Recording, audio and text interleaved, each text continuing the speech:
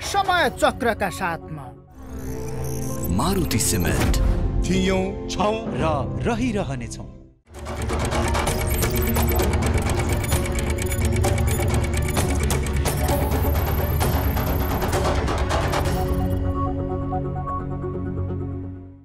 नमस्कार, समय चक्रमा तपाईलाई हार्दिक स्वागत छ दर्शकवृन्द। म सन्तोष बेके थापा।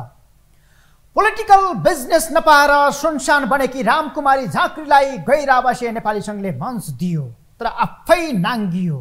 अहिले उनीहरूको एजेन्डा र उद्देश्य भन्दा पनि रामकुमारी झाँक्री एक्लैले उठाएका प्रश्न भारी परेका छन्। नेपाली जनतालाई उत्तर दिन नसकेकी झाँक्रीले गैर आवासीय नेपालीलाई भने कडै प्रश्न सोधिन्।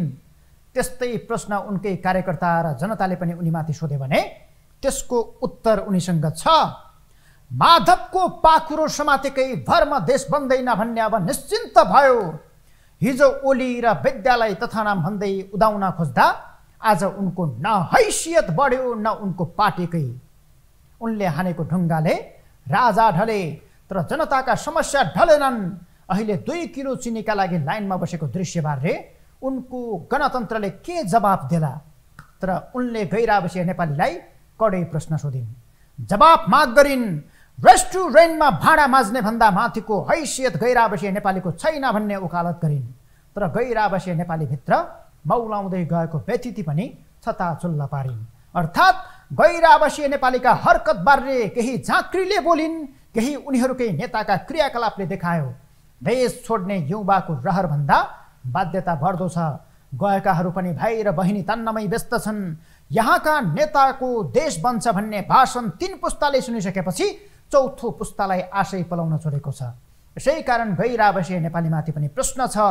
स्वार्थ र सुविधाका लागि वंश त्याग्दै कुल पूजा छोडेकाहरू अहिले आफ्नो कुल र देशको भविष्य कोर्ने चिन्ता गर्दैछन्। यदि साँच्चीकै उनीहरूमा चिन्ता छ भने विदेशमा कमाएको पुँजी र सिप स्वदेश फर्किएर यो देशका खातिर प्रयोग गर्ने हो। उताको नागरिकता च्यातेर यताको लिएर थपक्क बस्ने हो। तर उनीहरू दोहोरो नागरिकता, त्यो पनि नेपाली नागरिकको हैसियत बराबरकै खोजिरहेका छन्।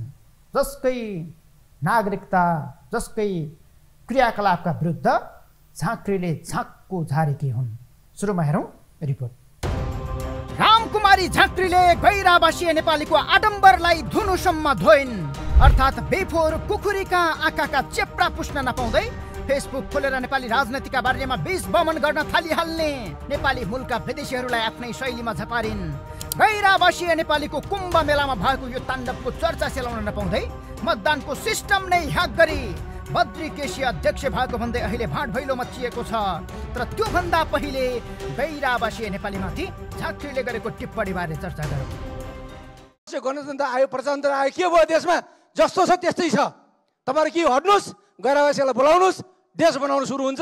नेपाली पोलिटिकल सिस्टमका बारेमा विदेशमा बसेर फेसबुकमा लेख्ने, विश्वमन गर्ने, नकारात्मक धारणा दिने, यही हो तपाईहरुको काम। गैर आवासीय नेपालीको निम्तोलाई स्वीकार गरी उनैले आयोजना गरेको कार्यक्रममा पुगी उनै गैर आवासीय नेपालीको रवैया विरुद्ध खरो रूपमा प्रस्तुत हुने साहस झाँक्रीले देखाइन्। प्रथमतः उनले सम्झाइन्, अहिले नेपाली नागरिकताका लागि मरिहत्या गर्ने गैर आवासीय नेपालीहरूले हिजो पिआर र ग्रिन कार्डका लागि कतिसम्मको हतार गरेका थिए। अर्थात् 12 वर्षपछि खोलो फर्किएला, तर म फर्किन्न भन्दै ढुङ्गा फर्काएका उनीहरूले हिजो एकपटक पनि नसोची नेपाली नागरिकता त्यागेर विदेशी नागरिकता अपनाएका थिए। झाँक्रीले पहिला त्यो स्मरण गराइन्। बेलायतमा तपाईको स्ट्याटस जे हो, आज तपाईको नेपालमा नेपाली नागरिकता त्यागेपछि त्यही स्ट्याटस हो मित्र। नेपालको कानुन कस्तो हुने तपाईको अधिकार होइन, हाम्रो अधिकार हो। त्यसकारण नागरिकता त त्यागिसक्नु भएको छ नि तपाईहरुले। झाँक्रीले गैर आवासीय नेपालीहरूबाट नेपालका नेताहरूमाथि हुने टिप्पणीको खरो प्रतिवाद गरिन्। बेफोर कुखुरी कहाँ नेपाली पोलिटिसियन र सिस्टमका बारेमा अनाप शनाप बक्ने छुट कसले दियो भन्दै हकारिन्।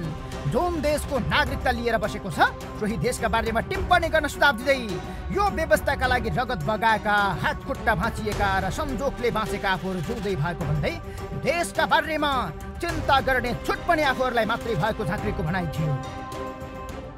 बिहान जुरुक्क उठेर आँखाका चेप्रा नफुस्दै नेपाली पोलिटिक्सका बारेमा किन कमेन्ट गर्नु पर्यो? यही चिन्ता गर्ने मान्छे, यसका लागि मरेका, रगत बगाएका, हातखुट्टा भाँचेका र संजोगले बाँचेका हामी जिउँदैछौँ।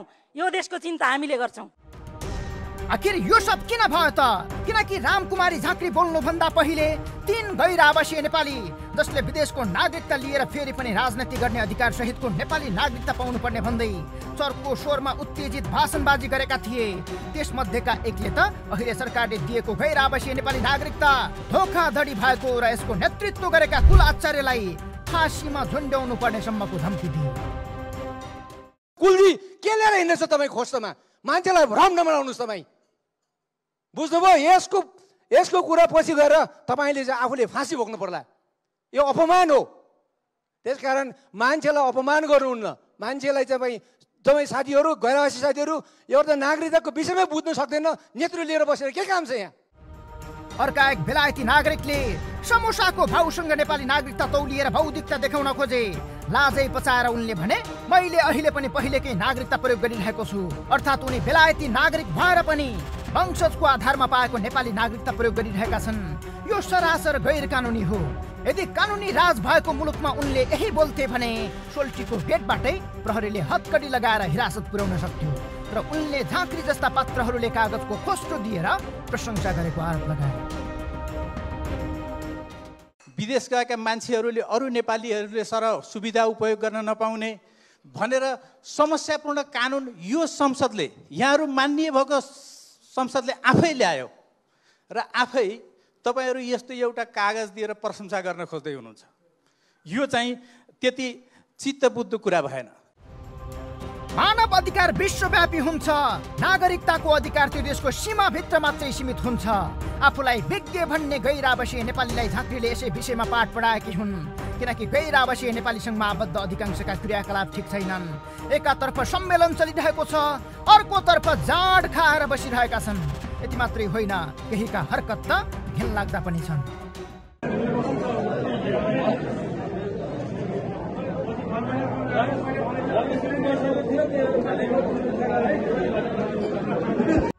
यसर्थ उनीहरूमाथि झाँक्रीले गरेको आक्रमण सठिक र सही छ। कानुनले पनि एउटै व्यक्तिले दुई देशको नागरिकता बोक्ने छुट दिएको छैन। जहाँसम्म यो सङ्घका निवर्तमान अध्यक्ष कुल आचार्यले भुटान, बेलायत र नेपालको नागरिकता पनि लिएको आरोप छ। अधिकांश गैर आवासीय नेपालीले नेपालको नागरिकता त्यागै नगरी विदेशको लिएका छन्। यो खुलेको यथार्थ हो। विदेशमा बस्दा कमाएको पुँजी र आर्जन गरेको सिपलाई नेपाल फर्किने र उताको नागरिकता त्यागेर यताको लिने सुविधा सबैलाई छ। तर दोहोरो नागरिकता खल्तीमा हालेर यो पृथ्वीको सबैभन्दा फरक प्राणी आफूलाई देखाउन खोज्ने उनीहरूको सोच पनि कम्ता रमाइलो छैन। बेलायत, अमेरिका जस्ता विकसित देशमा बसेर वर्षौं पढेका र बिताएकाहरूको आचरण र शब्द चयनले धेरैलाई झस्काएको छ। तथापि रामकुमारी झाँक्रीले पनि गणतन्त्रको उपलब्धिमा लाखौं नागरिक विदेशिनुको बाध्यता यही नेतृत्वको उपज हो भन्ने भुलेरै गैर आवासीयहरूलाई भाँडा माझ्नेको उपाधि दिनु पनि सुखद छैन। उनीहरूले विदेशमा भाँडा माझिरै बसेका छन् होला, तर भ्रष्टाचार गर्दै बसेका छैनन्। न जनता मारेका छन्, न ब्याङ्क लुटेका छन्। झाँक्रीले खाएको ढुङ्गाले उनलाई मन्त्री बनायो, जनतालाई के दियो? नत्र दिनहुँ विमानस्थलमा हुने रुवावासी रोक्न उनले किन केही गर्न सक्दिनन्? के रामकुमारी जस्ताले 30 वर्षमा नबनाएको देश अब एनआरएनएहरू आएर बनाइदिने हुन्? अब उनले पनि आँखाका चेप्रा पुस्न आवश्यक छ। तर अहिले चुनावी परिणामको विषयले गैर आवासीय नेपालीसँग झनै आक्रान्त बनेको छ। चर्चामा रहेका उम्मेद्वार महेश श्रेष्ठ र आरके शर्मालाई हराउँदै बद्री केसी अध्यक्षमा निर्वाचित भएपछि सिस्टम ह्याकको प्रश्न उब्जिएको छ।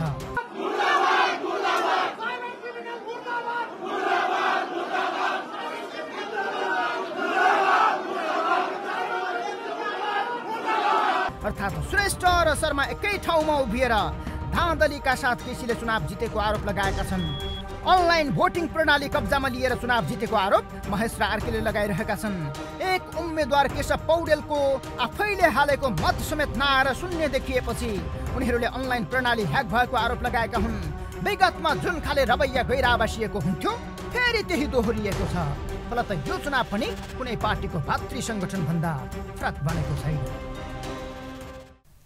रामकुमारी झाँक्रीले उठाएका प्रश्नमा सबै सहमत नै छन्। यता गैर आवासीयहरूले राजनैतिक नेतृत्वमाथि उठाएका प्रश्न पनि कम पेचिला छैनन्। देश बन्छ भन्दै युवाले रगत दिँदा पनि त्यो रगतको हिसाब दिन नसक्ने नेतृत्व विस्थापित नै गर्नुपर्छ। यता पैसा र विवेक दुवै कमाउँदा पनि सभ्य हुन नसकेको र सभ्यता सिकाउन खोज्ने गैर आवासीयहरूको शैली पनि ढुङ्गा हान्नेको भन्दा कम छैन। के 20औं वर्ष विदेशमा बस्दा पनि बुद्धि र विवेक भने नेपाल आएपछि अर्कै हुन्छ, किनकि उनीहरू नै भन्छन् नेपालमा बसेका झाँक्री जस्ता नेताहरू नजान्ने छन्, तर दन्त बजानले दुवै बदनामी भयो, दुवै नसचिए देश र जनताको हित पनि हुने छैन। अहिले गैर आवासीय नेपालीहरूले नयाँ नेतृत्व पाएका छन्। नेतृत्व हिजोदेखि आजसम्म नेपालकै मूल पार्टीका मूल नेताका इच्छा अनुसार नै बने। नेता विदेश गएको बेला गरेको खर्च र चुनावमा विदेशबाट आउने डलरकै भरमा नेतृत्व छानिएपछि यो पनि राजनैतिक दलको भातृ सङ्गठनभन्दा फरक देखिएन। थप प्रसङ्ग जोड्नेछौँ एकैछिनको ब्रेकपछि।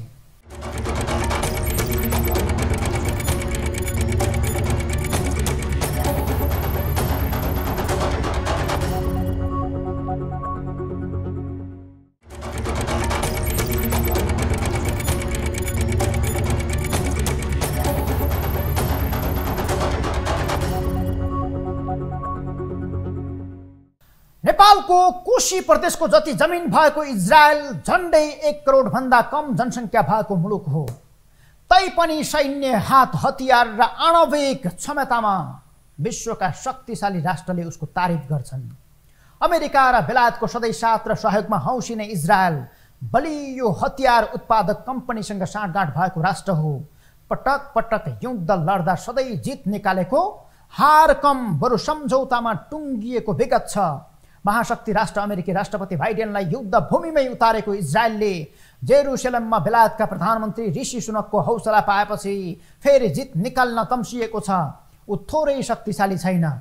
यता भूमि र धर्मको युद्ध लडेर कहिल्यै नथाक्ने प्यालेस्टाइन पनि आफ्नै बलबुतामा पुरै सहरमा अन्डरग्राउन्ड बसोबासदेखि इजरायलले पत्ता न पत्तो पनि नपाउने गरी जल जमिन र आकाशबाट एकसाथ हमला गर्न सफल भएको छ, जसका कारण पनि उसको सैन्य शक्ति कम आँक्न मिल्दैन।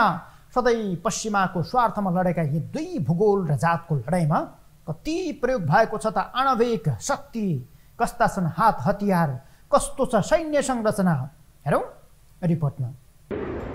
प्यालेस्टाइनी विद्रोहीसम्म हमासले धमास दिएर एकाएक युद्धका लागि रकेट हानेर निम्तो दिएपछि इजरायलको शक्ति मापन सुरु भएको छ। कुनै समय पुरा अरबी राष्ट्र एक कितामा उभिएर वार लड्दा नहारेको इजरायललाई सक्न हमासले एकैपटक 5000 रकेट वर्षा गरेपछि विश्व जगत तरङ्गित छ। यद्यपि इजरायलका सामु हमास युद्धका दृष्टिले धेरै ठुलो शक्ति होइन, तर युद्धमा घुसपैठ हुँदा कहिलेकाहीँ कमिलाले हात्तीलाई ताण्डव देखाउँछ भन्ने युक्ति लागू भएको छ। रुसले युक्रेनलाई मामुली सम्झिएर आक्रमण गर्दा 1.5 वर्षदेखि युद्ध जारी छ। अहिले इजरायल र हमास बीचको युद्ध कहिलेसम्म भन्ने प्रश्न अनुत्तरित छ। इजरायलले हमासमाथि प्रतिरक्षा स्वरूप घातक हमला गर्न थालेपछि युद्धमा प्रयोग भएका हतियारको चर्चा चुलिएको छ। इजरायल हमास युद्धमा प्रयोग भएका डरलाग्दा हतियारको विषयमा चर्चा गर्दैछौँ। 1. Phosphorus bomb. इजरायलले हाल हमासको विरुद्ध गाजामा फस्फोरस बम प्रहार गरेको आरोप लागेको छ। यद्यपि यसको स्वतन्त्र पुष्टि भएको छैन। फस्फोरसको प्रयोग युद्धमा वर्जित छ, तर युद्धमा होमेका कति देशले नियम विपरीत अन्तिम अस्त्रको रूपमा फस्फोरसको प्रयोग गर्ने गरेका छन्। यो एउटा यस्तो बम हो जुन विस्फोट भएसँगै आसपासको वातावरणमा अक्सिजनको कमी सिर्जना हुन्छ, साथै यसले आँखा तथा छालामा तीव्र जलन पैदा गर्छ। यसको विस्फोटबाट मानिस जल्छन्। फस्फोरसले 800 डिग्री सेल्सियससम्मको तापमान पैदा गर्छ, जसका कारण पनि यसलाई घातक मानिएको छ। 2. मेर्कावा ट्याङ्क। इजरायल हमास बीचको युद्धमा प्रयोग भइरहेको अर्को घातक हतियार हो मेर्कावा ट्याङ्क। यो इजरायलको मुख्य ट्याङ्क हो। 65 टन ओजनको यो ट्याङ्कमा 4 जना चालक दलका सदस्य सहित 6 जना सैनिक चढेर युद्ध मैदानमा उत्रिन सक्छन्। यसको बाहिर लगाइएको कवचका बारेमा इजरायलले कसैलाई पनि स्पष्ट खुलाएको छैन। यसमा 45 वटा बम हुन्छ, जसले एकैपटकमा 500 किलोमिटरसम्म मार हान्न सक्छ। 3. आइरन डोम। आइरन डोम इजरायलको रक्षा कवच हो। यसलाई विश्वको सबैभन्दा सटिक तथा प्रभावशाली वायु प्रतिरक्षा प्रणालीको रूपमा लिइन्छ। आइरन डोमले आफ्नो तर्फ आउँदै गरेका हरेक 100मा 90 वटा रकेटलाई आकाशमै ध्वस्त पार्ने सामर्थ्य राख्छ। 4. आइरन बिम। हमासको हमला विफल पार्न इजरायलले अहिले सञ्चित गरेर राखेको आफ्नो हतियार निकाल्न थालेको छ। हमासका रकेट ग्रेनेड तथा मोटारलाई ध्वस्त पार्नका लागि इजरायलले लेजर आक्रमण सुरु गरेको छ। यो यस्तो प्रणाली हो जसले निकै टाढाबाट आउँदै गरेको ड्रोन, रकेट, मिसाइल लगायतलाई आकाशमै ध्वस्त पार्छ। 5. Kornet anti tank guided missile. Israel हमला युद्धमा अहिले प्रयोग भइरहेको हतियार मध्ये यो मिसाइल पनि एक हो। व्यक्तिले आफ्नो नियन्त्रणमा राखेर प्रहार गर्ने यो मिसाइल युद्धमा बढी प्रयोग हुने गरेको छ। यसलाई काँधमा राखेर प्रहार गर्न सकिन्छ। एउटा मिसाइलको ओजन 27 देखि 64 केजीसम्म हुन्छ। यसको मारक दूरी 100 मिटरदेखि 5.5 किलोमिटरसम्म मापन गरिएको छ। 6. Kirkus anti tank guided missile. यो मिसाइललाई काँध, ट्राइपोड, ट्याङ्क वा BMP गाडीमा तैनात गरेर समेत प्रहार गर्न सकिन्छ। यसको ओजन 14.6 केजी हुन्छ। यसले 70 मिटरदेखि 400 किलोमिटरसम्मको क्षेत्रमा मार हान्न सक्छ। यसबाट निस्केको गोली 208 मिटर प्रति सेकेन्डको गतिमा जान्छ।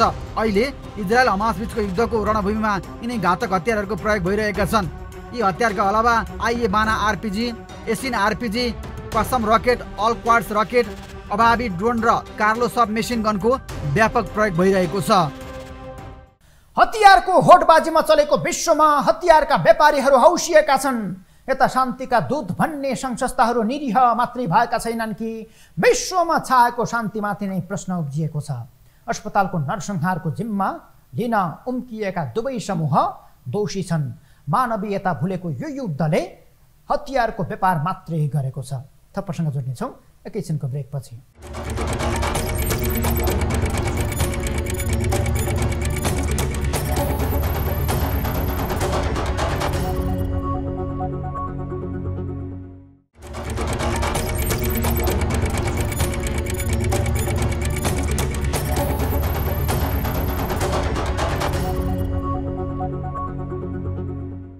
हाम्रा सरकारी अस्पतालको सेवा सुविधा चित्त बुझाउन लायककै छैन।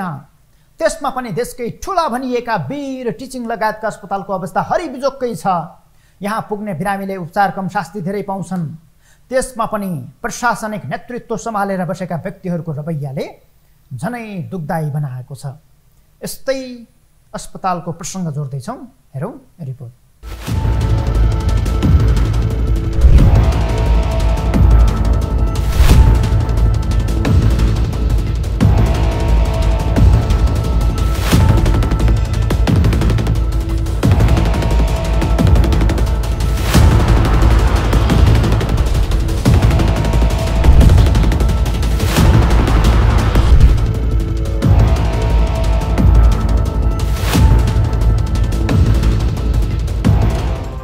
मुलुकभरका सरकारी अस्पतालको सेवाका विषयमा सायद जति नै निन्दा गरे पनि कमै हुन्छ।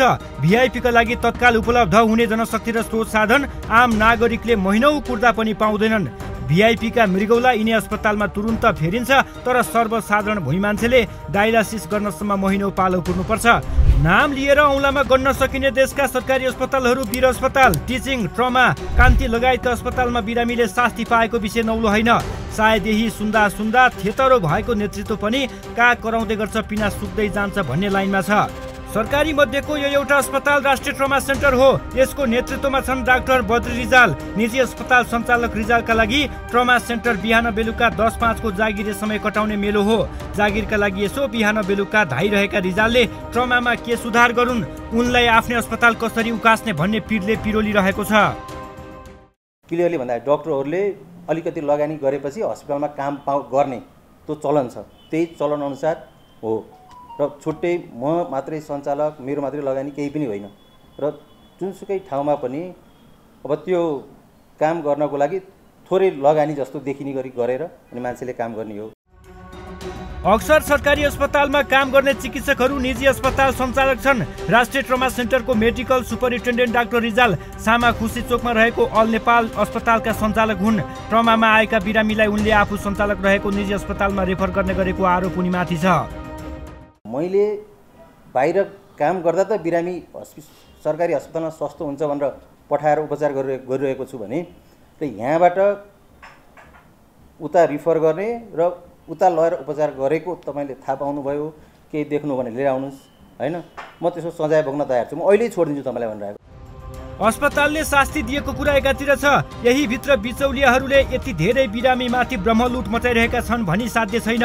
सरकारी अस्पतालबाट ताक परे हात तानेरै निजी अस्पतालसम्म पुर्याउने काम बिचौलियाले गर्छन्। रोगले थलिएर बाँच्ने आशमा सरकारी अस्पताल पुगेका कति बिरामी बिचौलियाको चङ्गुलमा परेर अस्पताल चाहर्दै प्राण त्याग्न बाध्य छन्। अहिले स्वास्थ्य मन्त्रीको जिम्मेवारीमा काङ्ग्रेस नेता मोहन बस्नेत छन्।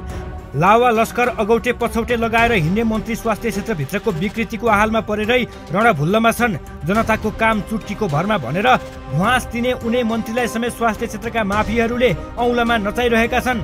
मन्त्री बस्नेत केही गर्न भनेर हल्ला खल्ला गरेर एक्सनमा उत्रिन्छन्, तर जरा गाडेर बसेका स्वास्थ्य माफियाहरूले यिनलाई माथि उठाउँदै तल थेचोर्दै गरिरहेका छन्। अधिकांश सरकारी अस्पतालमा सेवा लिन पुगेका बिरामी आफूले शास्ति पाएको विषय कसलाई सुनाऊ भनेर मुख ताकिरहेका छन्, तर नेतृत्वमा रहेका अरू अस्पतालको सेवा एकदम ठिकठाक चलिरहेको दाबी गर्छन्। ट्रमाको कुर्सीमा बसेर चुस्त सेवा रहेको दाबी गर्ने डाक्टर रिजालसँगको कुराकानीपछि हामी वास्तविकता बुझ्न बिरामीको बेडसम्मै पुग्यौं। बिरामीका आफन्तहरू आफ्नो गुनासो कता पोखौं भनेर यसै टोलाइरहेका छन्। उनीहरू भित्र केही डर देखिन्थ्यो। सञ्चार माध्यममा खुलेर उपचार भएन भनेर बोलौं भने आफ्ना बिरामीको उपचारमा डाक्टरले लापरवाही गर्ने हुन् कि भन्ने उनीहरू भित्र डर देखिन्थ्यो।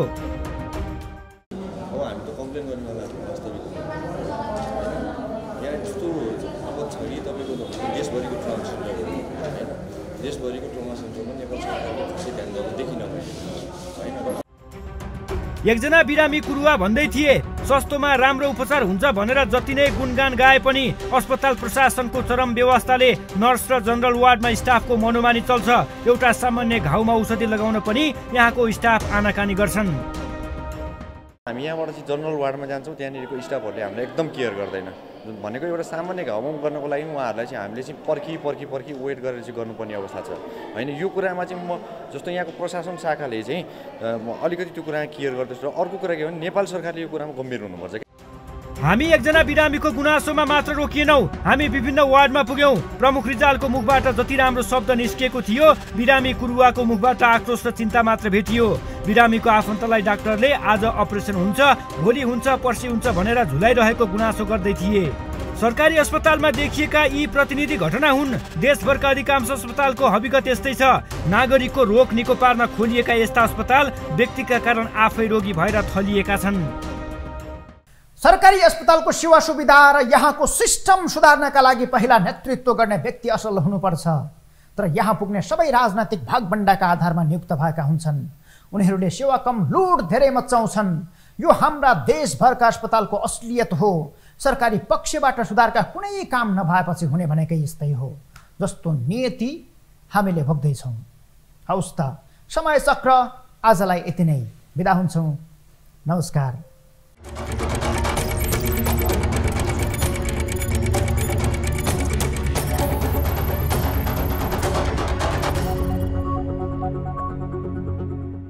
समय चक्रका साथमा मारुति सिमेन्ट थियौं, छौं र रहिरहनेछौं।